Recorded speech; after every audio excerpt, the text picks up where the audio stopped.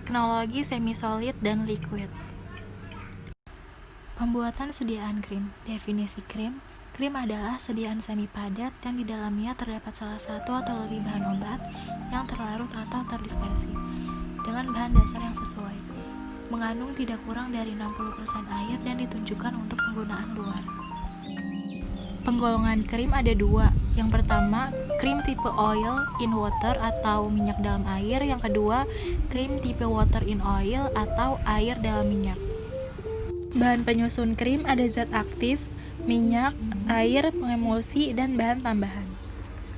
Bahan tambahan ada pengompleks, zat pengawet, pendapar, zat untuk memperbaiki konsentrasi, antioksidan, pelembab, dan peningkat penetrasi. Evaluasi sediaan ada organoleptis, meliputi pemeriksaan konsistensi, bau, dan warna yang dilakukan secara visual.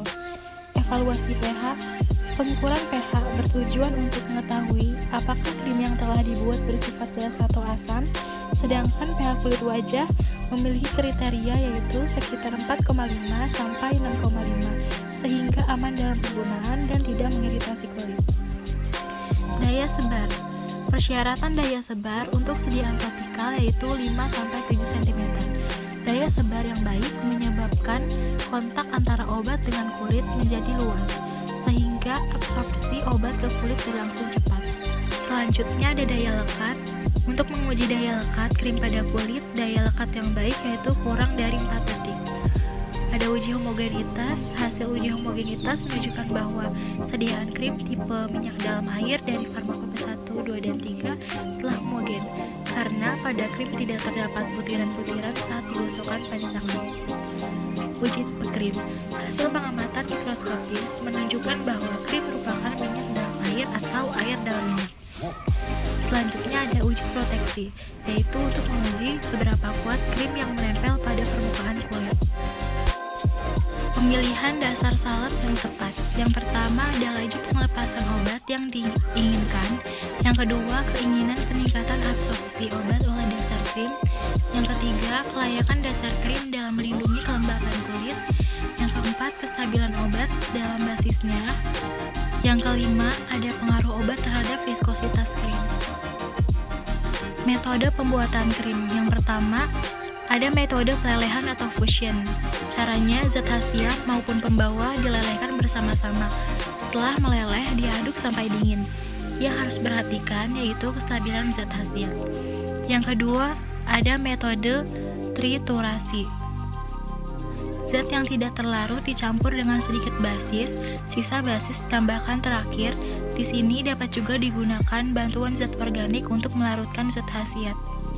Selanjutnya, pada skala industri dibuat dalam skala batch yang cukup besar dan keberhasilan produksi sangat tergantung dari tahap-tahap pembuatan dan proses pemindahan dari satu tahap pembuatan ke tahap lain. Yang ketiga ada metode pencampuran. Caranya, semua komponen salep dicampur bersama sampai sediaan homogen. Alat yang digunakan dapat berupa lumpang alu dari porselen. Selanjutnya ada homogenizer. Paling efektif dalam memperkecil ukuran fase. Ada pencampuran cairan, yaitu penambahan bahan cairan atau larutan obat. Ada mixer ini efek menghomogenkannya lebih dominan. Yang keempat ada peleburan. Semua atau beberapa komponen dari salep dicampurkan dengan melebur bersama dan didinginkan dengan pengadukan yang konstan sampai mengental. Komponen yang tidak dicairkan biasanya ditambahkan pada campuran yang sedang mengental setelah didinginkan dan diaduk. Selanjutnya ada pengawetan salep yaitu hidrokasi benzoat, asam sorbat, garam amonium kuarter, dan jika perlu dapat ditambahkan antioksidan, BHA dan BHT. Pengemasan dan penyimpanan salep. Salep biasanya dikemas baik dalam botol atau dalam tub. Botol dapat dibuat dari gelas tidak berwarna, warna hijau, amber, atau biru, atau buram dan porselen putih. Botol plastik juga dapat digunakan. Wadah dari gelas buram dan berwarna berguna untuk salep yang mengandung obat yang peka terhadap cahaya. Salep harus disimpan di bawah 30 derajat Celcius untuk mencegah melembek, apalagi dasar salepnya bersifat dapat mencair.